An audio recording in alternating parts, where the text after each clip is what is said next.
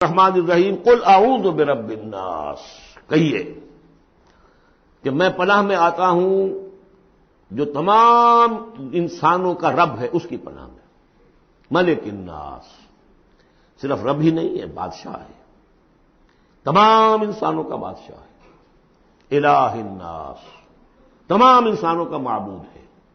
من شر الوسواس الخناس، اس وسوسہ کرنے والے خناس کی جو پیچھے چھپ جاتا ہے، الذی یوسوس فی صدور الناس، جو لوگوں کے سینوں میں وسوسہ اندازی کرتا ہے، اس کے شر سے پناہ مانگتا ہوں۔ یہ جو شیطان لعین ہے جس کے بارے میں آتا ہے کہ ان الشیطان یجری من الانسان مجری الدم، حضور کی حدیث ہے یہ شیطان تو اس طریقے سے انسان کے وجود میں سرایت کر جاتا ہے جیسے کہ خون سرایت کر رہا ہے۔ یہ شیطان جو ہے، اور یہ آپ وہ بھی پڑھ چکے ہیں، وَلَقَدْ خَلَقْنَا الْإِنسَانَ وَنَعْلَمُ مَا تُوَسْوِسُ بِهِ نَفْسُهُ، ہم نے انسان کو بنایا، ہم جانتے ہیں کہ اس کا نفس امارہ جو ہے، اڈ اور لبیڈو، اس کو اندر کیا وسوسہ اندازی کرتا رہتا ہے۔ تو شیطان کو بھی کوئی اور اختیار حاصل نہیں ہے، ہمارے اپنے سفلی داعیات، ہمارے جو اینیمل انسٹنکٹس ہیں، ہماری جو خواہشات ہیں، شہوات ہیں، ان کو وہ بھڑکاتا ہے، جس کے لیے حدیث میں آتا ہے کہ اس کی تھوتنی جو ہے وہ زمین جو وہ دل کے اوپر ٹکا کر پھونکے مارنی شروع کرتا ہے تاکہ وہ شہوت میں اشتعال پیدا ہو جائے اور سفلی جذبات میں اشتعال پیدا ہو جائے۔ اس کی اس کو اللہ تعالیٰ نے طاقت دی ہے۔ یہ ہے وسوسہ، وسواس الخناس۔ اور خناس کیوں کہا؟ اگر آپ ذکر کریں گے لا حول ولا قوت الا باللہ، فوراً بھاگ جائے گا۔ تو ذکر سے جب دل خالی ہوتا ہے، دل میں اگر اللہ کی یاد نہیں ہے تو شیطان آئے گا، تھوتنی ٹکائے گا اور پھونکے مارے گا۔ یہ چونکہ شیطان کی یہ ساری ترکیب انسان پر اثر انداز ہوتی ہے اس کے اپنے نفس کے وساطت سے، اندر سے، لہذا اس کے لیے یہ علیحدہ صورت جو ہے وہ قائم کر دی۔ قل اعوذ برب الناس ملک الناس الہ الناس من شر الوسواس الخناس الذی یوسوس فی صدور الناس من الجنۃ والناس، خواہ وہ جنوں میں سے ہوں یا انسانوں میں سے، ان میں وہ وسوسہ اندازی کرتا ہے۔ اب اس کو جوڑ لیجئے آپ پہلی صورت کے ساتھ۔ سورہ فاتحہ میں کیا ہے؟ الحمدللہ رب العالمین، قل اعوذ برب الناس، مالک یوم الدین، ملک الناس، ایاک نعبد و ایاک نستعین، الہ الناس۔ اس کے بعد کیا ہے؟ ہم آپ سے مدد چاہتے ہیں، اہدنا الصراط المستقیم۔ یہاں اس کے برعکس ہے، ہمیں اپنی پناہ میں لے لے، بات تو ایک ہی ہے۔ ہمیں سیدھی راہ کی ہدایت دے، ہمیں شیطان سے پروٹیکشن عطا کر دے، بات ایک ہی ہے، مضمون بالکل وہی سورہ فاتحہ کا۔ قل اعوذ برب الناس، الحمدللہ رب العالمین، الرحمن الرحیم، مالک یوم الدین، ملک الناس، اور معبود ہے ایاک نعبد و ایاک نستعین۔ اب ہم نے استعانت مانگی، اب استعانت، استعاذہ، یہ ایک ہی طرح کے الفاظ ہیں، مدد مانگنا، پناہ طلب کرنا، استغاثہ، استعانہ، استمداد، مدد مانگنا، استنصار، نصرت طلب کرنا، باب استفعال کے تمام الفاظ جمع کر دیجئے۔ تو عبادت، ہم عبادت کرتے ہیں تیری، ایاک نعبد، لیکن ہمیں استعانت، تیری مدد چاہیے اس کے لیے۔ تو معبود ہے، ہم تیری عبادت کا فیصلہ کرتے ہیں لیکن تیری مدد کے محتاج ہیں۔ اے اللہ، ہم تیری عبادت کا وعدہ کرتے ہیں لیکن تیری طرف سے ہمیں پروٹیکشن چاہیے کہ شیطان کے وسوسوں سے، وسوسہ اندازی سے ہمیں محفوظ کر دے۔ اس طریقے سے یہ سورہ مبارکہ ایک اعتبار سے مثنیٰ بن جاتی ہے سورہ فاتحہ کا، اور گویا کہ قرآن مجید کی آخری سورت اور پہلی سورت کے مابین ایک مشابہت قائم ہو جاتی ہے۔ بارک اللہ لی ولکم فی القرآن العظیم ونفعنی وایاکم بالآیات والذکر الحکیم۔ دعا ایک تو ابھی ہم پڑھ لیں گے جو دعائے ختم قرآن ہے، میں اس کا ترجمہ آپ کو بتا دینا چاہتا ہوں تاکہ آپ جب وہ دعا سنیں گے تو پھر اس کا ترجمہ بھی آپ کے سامنے رہے۔ تو یہ اور بڑی اہمیت کے ساتھ اس دعا کو سمجھیے۔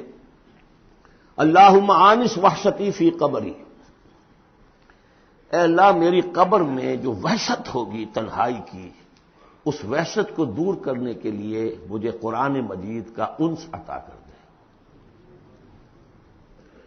واقعہ یہ ہے کہ میں جب یہ دعا پڑھا کرتا تھا، جس زمانے میں ابھی آتش جوان تھا، تو میں سمجھتا تھا یہ تو اضافی سا جملہ ہے، اصل تو آگے ہے، اللہم ارحمنی بالقرآن العظیم وجعلہ لی اماما ونورا وہدی ورحمہ۔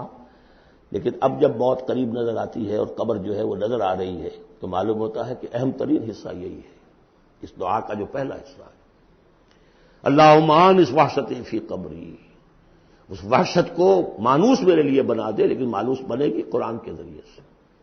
وارحمنی بالقرآن العظیم، اور مجھ پر رحم فرمائیو اس قرآن عظیم کی بدولت۔ واجعلہ لی اماما ونورا وہدی ورحمہ، اور اس دنیا میں پروردگار اس قرآن کو میرے لیے امام بنا دے، میں اس کی پیروی کروں۔ لیکن یہ الفاظ کہتے ہوئے اپنے دل کو دیکھنا ہوگا کہ خود اپنا ارادہ ہے یا نہیں۔ عزم ہو کہ ہاں اب قرآن کو اپنا امام بنانا ہے، اس کے پیچھے چلنا ہے، تب تو اللہ تعالیٰ سے دعا کرتے ہوئے بھی انسان جو ہے پھر اسے سجتی ہے یہ دعا۔ اور ایسا کوئی شعوری فیصلہ ہے ہی نہیں تو پھر یہ ایک روٹین ہے، بس آپ نے ایک الفاظ ہے جو زبان سے کہہ دیے ہیں۔ ذالک قولہم بافواہہم، اپنے منہ سے نکلنے والی باتیں اور کچھ نہیں۔ واجعلہ لی اماما ونورا، نور بنا دے، وہدی، ہدایت بنا دے، اور رحمت بنا دے۔ اللہم ذکرنی منہ ما نسیت، اے اللہ مجھے یاد کرا دے اس میں سے جو میں بھول جاؤں۔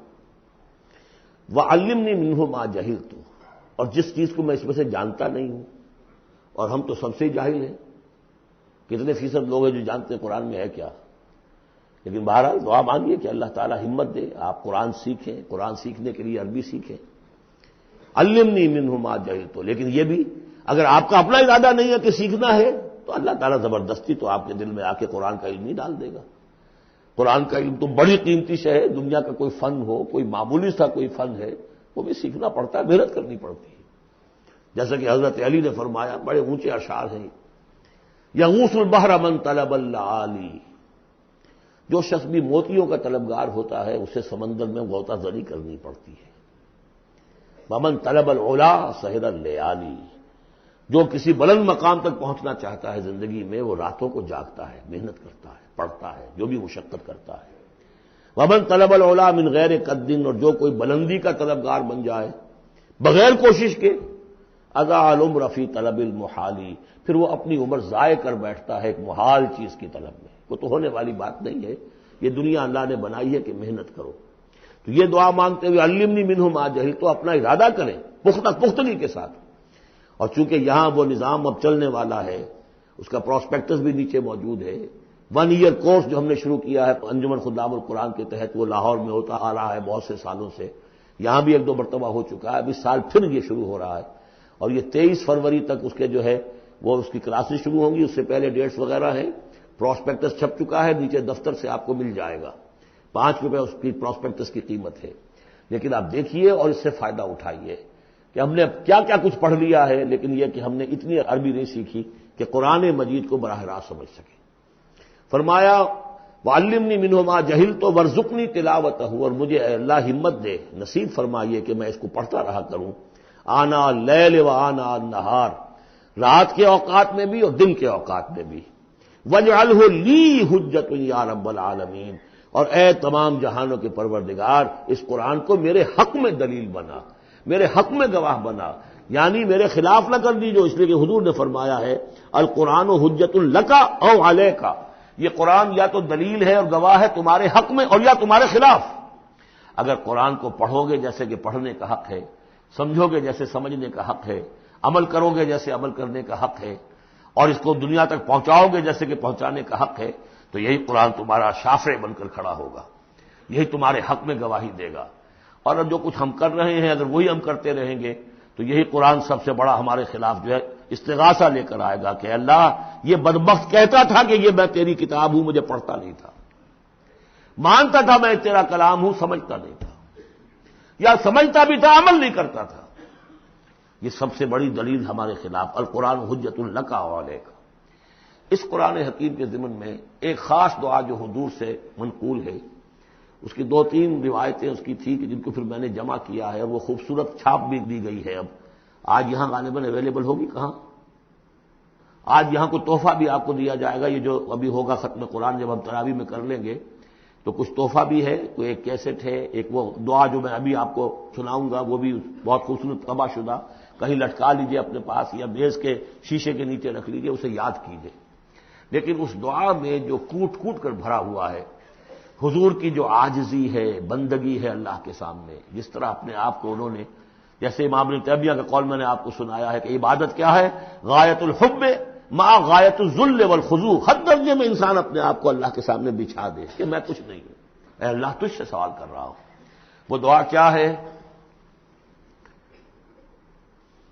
اللہم انی عبدک، پروردگار میں تیرا بندہ ہوں، ابن عبدک، میرا باپ بھی تیرا ادنا غلام تھا، وابن امتک، میری ماں بھی تیری ادنا کنیز تھی، فی قبضتک، میں تیرے قبضہ قدرت میں ہوں، ناصیتی بیدک، میری پیشانی تیرے ہاتھ میں ہے، ماضٍ فی حکمک، میرے پورے وجود میں تیرا ہی حکم جاری و ساری ہے، عدل فی قضاؤک، اور میرے بارے میں جو فیصلہ تو کرے وہ عدل ہی پر مبنی ہوگا۔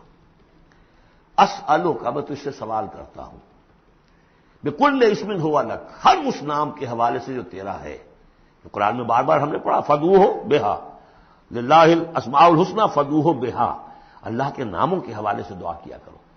اسألک بکل اسم ہوا لک، جو تیرے نام ہے، انزلتہ فی کتابک، جسے تو نے اپنی کسی کتاب میں نازل کیا، او علمتہ احدا من خلقک، یا تو نے اپنے مخلوق میں سے کسی کو سکھایا، اب استاثرت بہ فی مکنون الغیب عندک، یا اسے ابھی اپنے پاس اپنے غیب کے خزانے میں محفوظ رکھا ہوا ہے۔ سارے ناموں کا حوالہ دے کر اسألو کا کیا، ان تجعل القرآن ربیع قلبی، اس قرآن کو میرے دل کی بہار بنا دے، ونور صدری، میرے سینے کا نور بنا دے، وذہاب ہمی، اور میرے ہموم اور غموم کا، غموں کا اور جو بھی تفکرات ہیں ان کا دور کرنے والا، جلا حزنی، میرا کوئی غم ہو افسوس ہو اس کو بھی ختم کر دینے والی چیز، اس کا ذریعہ اس قرآن کو بنا دے۔